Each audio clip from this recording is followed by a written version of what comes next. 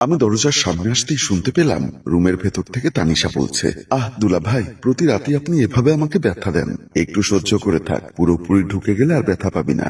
আমি দরজার আড়ালে দাঁড়িয়ে সবটা শুনে জিওবাই কামড় খেলাম। তার মানে আমি এতক্ষণ ধরে যা ভাবছি সেটাই সত্যি। পুরো ঘর খালি। অপুর বউ আমার স্বামীর সাথে হসপিটালে রোগীর পাহারাদার হিসাবে রাত পাহারা দিচ্ছেন। 7 দিন ধরে আমি হসপিটালে নির্ঘুমা ছিলাম বলে অপু তার বউকে বুঝিয়ে সুঝিয়ে আমার স্বামীর সাথে হসপিটালে রেখে আমাকে নিয়ে এসেছেন একটু বিশ্রামের জন্য। আমি যখন দাঁড়িয়ে দাঁড়িয়ে কথাগুলো ভাবছিলাম এমন সময় আবার শুনতে পেলাম তানিশা বলছে, আহা দুলা ভাই, তাড়াতাড়ি করুন, আমি আর পারছি না। অপু তখন বলল, আজ তোর আপু বাসায় নেই, তুই চিৎকার করলেও তার ঘুম ভাঙবে না, সে এখন আমার চাচার সাথে হসপিটালে, সুতরাং আজ আমি ইচ্ছা করেই তোকে বেশি ব্যথা দিব।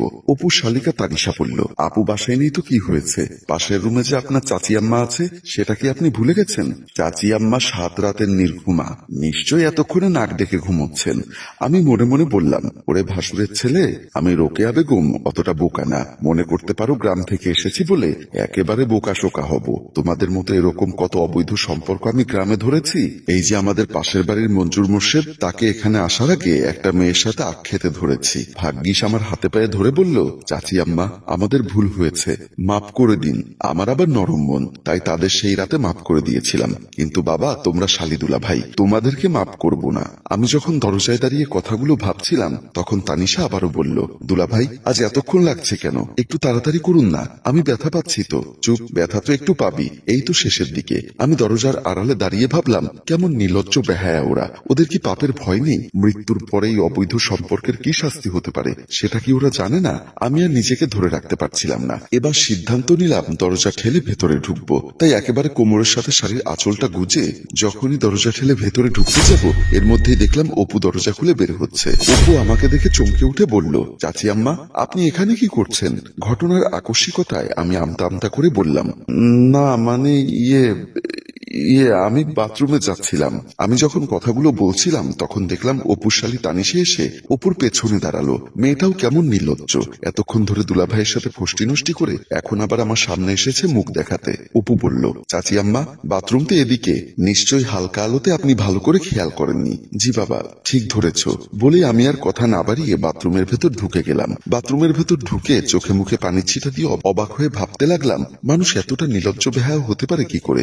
আমি যে তার একটা চাচি আম্মা, এতক্ষণ ধরে যে আমি তাদের শালিদুলা ভাইয়ের কুকৃতির কথাগুলো শুনছিলাম, নিশ্চয়ই ওরা কিছু না কিছু টের পেয়েছে। কিন্তু শালিদুলা ভাই কতটা সাবলীল ভাবে আমার সামনে এসে দাঁড়ালো। ওদের চেহারা দেখে মনে হচ্ছে ওদের মতো নিষ্পাপ মানুষ এই পৃথিবীতে আর নেই। আমি আর সহ্য করব না। কাল সকালে হসপিটালে যাওয়া মাত্রই অপুর বউকে সব কথা খুলে বলবো। সব কথা শোনার পর অপুর বউ যদি অপুর বিরুদ্ধে অ্যাকশনে যায়, তার ফলে যদি অপু আমাদেরকে এই ঘরে আসতে নাও দেয়, তাতেও আমার মনে কোনো দুঃখ থাকবে না। কারণ ওরা শালিদুলা ভাই প্রতিনিয়ত যে পাপ করে যাচ্ছে তার থেকে তো এই পৃথিবী কিছুটা হলেও মুক্তি পাবে। আশা করি কাল না হয় পরশু আমার স্বামীকে রিলিজ করে দিবে। তারপর আমরা না হয় হসপিটাল থেকে সোজা গ্রামের বাড়ি চলে যাব। আবারও চোখে মুখে পানির ঝাপটা দিয়ে বাথরুম থেকে বের হয়ে চলে আসলাম। পরদিন সকালবেলা আমি ঘুম থেকে উঠে দাঁত ব্রাশ করতে করতে বাথরুমের দিকে আসতেই যা দেখলাম তা দেখে আমার চক্ষু চরম গাছ হয়ে গেল। দেখলাম অপু তার শালীর পেছন থেকে দুই দিকে 2 হাত ধরে বেলুন দিয়ে রুটি বেলছে আর বলছে, এভাবে রুটি বেলতে হয়, তুমি দিন দিন বড় হচ্ছ, এসব তোমার শিখতে হবে। তানিশা বলল, দুলাভাই তুমি বেলছো আর কত সুন্দর গোল গোল রুটি হচ্ছে, আর এতক্ষণ ধরে আমি বেলছিলাম তখন এই রুটিগুলোর মধ্যখানে ছিঁড়ে যাচ্ছিল।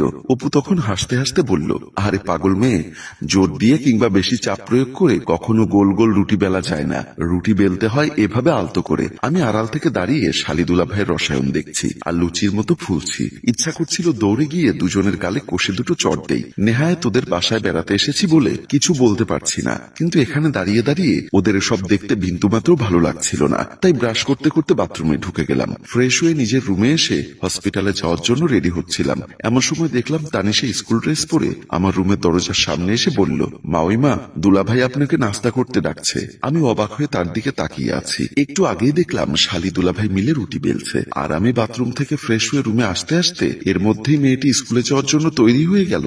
আমি তার দিকে তাকিয়ে এসব দেখে ভাবছি। সে আমাকে বলল, বলল, মাউইমা আপনাকে বলছি। হ্যাঁ শুনেছি, তুমি যাও আমি আসছি বলেই ব্যাগপত্র গোছাতে লাগলাম। একটু পরে ডাইনিং টেবিলে গিয়ে দেখলাম অপু এবং তানিশা দুজনে বসে নাস্তা করছেন। আমাকে দেখে অপু বলল, চাচি আম্মা আমার আবার অফিসের তাড়া আছে, আবার অন্যদিকে তানিশারও স্কুলের সময় হয়ে আসছে। আপনার যদি যেতে দেরি হয় তাহলে বাসার চাবি রেখে দিন, আপনি ধীরে সুস্থে রেডি হয়ে আসুন। না রে বাপু, আমি এই শহরের অলিগলি কিছু চিনি না, তুমি দয়া করে অফিসে যাওয়ার সময় তানিশাকে স্কুলে নামিয়ে দিয়ে আমাকে হসপিটালে রেখে তারপর অফিসে যাও, তাহলে তাড়াতাড়ি নাস্তা করে নিন। এই দেখুন তানিশা কত কষ্ট করে আমাদের জন্য রুটি তৈরি করেছে, ওরা আপু থাকলে তানিশা কোনো কাজ করে না, আজ শেষ পর্যন্ত আমাকে রুটি বেলানো শেখাতে হলো। আমি তো সব ঘটনা নিজের চোখে দেখেছি, তাই ওদেরকে আর কিছু বললাম না, কারণ ওদের দুজনের সাথে আমার কথা বলতেও ঘৃণা হচ্ছে। সারা জীবন জেনেছি শালিদুলা ভাইয়ের সম্পর্ক হচ্ছে আপন মায়ের পেটের ভাই বোনের সম্পর্কের মতো, অথচ এত পবিত্র একটা সম্পর্ককে ওরা কোন পর্যায়ে নিয়ে গেল। নেহায়েত আমার ভাসুরের ছেলে, তার উপর স্বামীকে চিকিৎসা করানোর জন্য ওদের বাসায় এসে উঠেছি, না হলে বাবু বুঝতে আমি পাকা ধানে কিভাবে মই দিতে পারি। কথাগুলো মনে মনে ভাবছিলাম আর নাস্তা করছিলাম। এভাবে কিছুক্ষণ নাস্তা করার পরে আমাদের নাস্তা করা হয়ে গেল। তারপর সবাই মিলে বের হয়ে গেলাম যে যার গন্তব্যে। অপু আমাকে হসপিটালের গেটে নামিয়ে দিয়েছিল, তার দেরি হয়ে যাচ্ছিল বলে সে উপরে ওঠেনি। আমি আমার স্বামীর জন্য নির্দিষ্ট কেবিনে ঢোকার সময় ওই কেবিনের দরজায় ভাগ্যক্রমে অপুর বউকে পেয়ে যাই। আমাকে দেখে অপুর বউ বলল, চাচি আম্মা এত তাড়াতাড়ি চলে এলেন যে? না এসে কি করব, আমি কি এই শহরের অলিগলি চিনি? অপুর অফিস আছে, তাই তার অফিসে যাওয়ার আগে আমাকে হসপিটালের গেটে নামিয়ে দিয়েছে। যান যান ভেতরে যান, চাচা সারা রাত আপনার গুণগান করছিল, একটু আগে ঘুমিয়েছে। আমি তখন অপুর বউকে থামিয়ে দিয়ে বললাম, তোমার চাচা ঘুমিয়েছে, ঘুমো, এসো আগে তোমার ঘুম ভাঙাই। অপুর বউ অবাক হয়ে বলল, চাচি আমি তো ঘুমোইনি, আমার ঘুম আপনি কিভাবে ভাঙাবেন?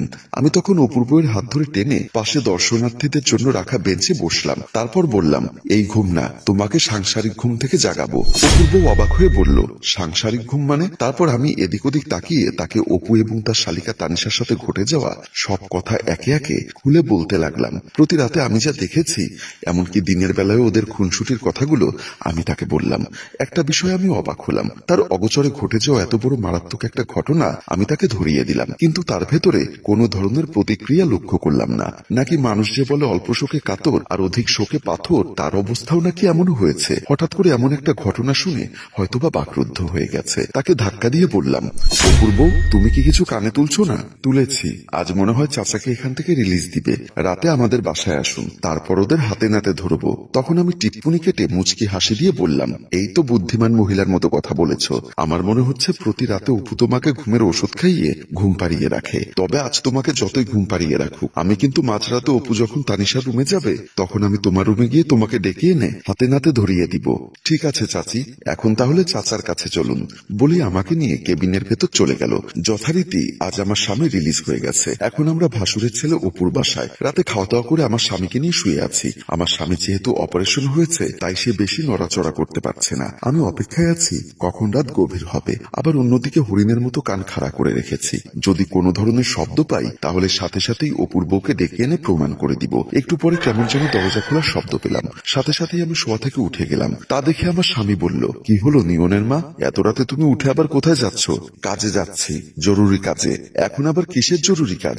বারবার প্রশ্ন করছে দেখে আমার মেজাজটা গরম হয়ে গেল। তাই স্বামীকে ধমক দিয়ে বললাম, তুমি অসুস্থ মানুষ, এতক্ষণ জেগে আছো কেন? ঘুমিয়ে পড়ো বলে আমি আস্তে আস্তে রুম থেকে বের হয়ে চলে আসলাম। তানিশার দরজার সামনে আসতেই আবারও শুনতে পেলাম তানিশা ভেতর থেকে বলছে, দুলা ভাই আজ কিন্তু বেশি ব্যথা দেওয়া যাবে না। অপু বলল, ঠিক আছে বাবা, আজ বেশি ব্যথা দিব না। আমি দরজার আড়াল থেকে মুচকি হেসে মনে মনে বললাম, আজ তো তোমাদের মিলনের শেষ দিন, ব্যথা দেওয়ার আগেই তো আমি কথা ফাঁস করে দিব। মুচকি হাসতে হাসতে অপুর বউয়ের রুমের দিকে চলে গেল। রুমে এসে দেখলাম অপুর বউ নাক ডেকে ঘুমোচ্ছে। এই অবস্থায় মেয়েটাকে দেখে আমার প্রচন্ড রাগ উঠে গেল। স্বামী ছোট বোনের সাথে রঙ্গলীলায় মেতেছে আর মেয়েটি কেমন পরম সুখে ঘুমোচ্ছে। আবার মনে মনে এই ভেবে মায়া হলো যে পৃথিবীতে সহজ সরল মানুষগুলোই বেশি কষ্ট পায়। একটু পরে হয়তো অপুর বউ তার জীবনের সেরা কষ্টটি পেতে যাচ্ছেন। আমি আর কাল বিলম্ব করলাম না, কারণ বেশি দেরি হলে অপু আবার কাজ সেরে চলে আসবে। তাই আমি অপুর বউকে ডাকতে লাগলাম, বৌমা, এই বৌমা ওঠো, আহা ওঠো বলছি। এভাবে কয়েকবার ডাকার পর অপুর বউ চোখ মুছতে মুছতে ঘুম থেকে উঠে বসলো। আমি তাকে একটা ঝাঁকি দিয়ে বললাম, দেখেছো তোমার পাশে তোমার স্বামী নেই, আমার কথার কিছুটা প্রমাণ পেয়েছো তো? অপুর বউ মাথা নেড়ে হু বলল। আমি আবার বললাম, এবার সবচাইতে বড় প্রমাণটি পাবে। বলেই একরকম জোর করে টানতে টানতে তানিশার রুমের দিকে নিয়ে গেলাম। রুমের সামনে এসে এক ধাক্কা দিয়ে দরজা খুলে খুলে ভিতরে ঢুকে গেলাম। ঢুকেই যা দেখলাম তা দেখার জন্য আমরা কেউই প্রস্তুত ছিলাম না। আমার চোখ যেন কপালে উঠে গেল, আর অপুর বউ অবাক হয়ে আমার দিকে তাকিয়ে আছে। হ্যালো ভিউয়ার্স, প্রথম পর্বের ব্যাপক সাফল্যের পর আমরা আজ দ্বিতীয় পর্ব নিয়ে হাজির হয়েছি। ওরা রুমে ঢুকে কি দেখতে পেল সেটা যদি আপনারা দেখতে চান তাহলে আপনাদের অপেক্ষা করতে হবে তৃতীয় পর্বের জন্য। আর অবশ্যই কমেন্ট করে লিখতে হবে তৃতীয় পর্ব চাই। মনে রাখবেন, যে গল্পের কমেন্টসের শেয়ার এবং ভিউজ কম হয় আমরা সেই গল্পের নেক্সট এপিসোড তৈরি করি না। তাই উক্ত গল্পের তৃতীয় পর্ব দেখতে চাইলে এক্ষুনি কমেন্টস করে গল্পটি আপনার ফেসবুকে শেয়ার করে দিন। ধন্যবাদ।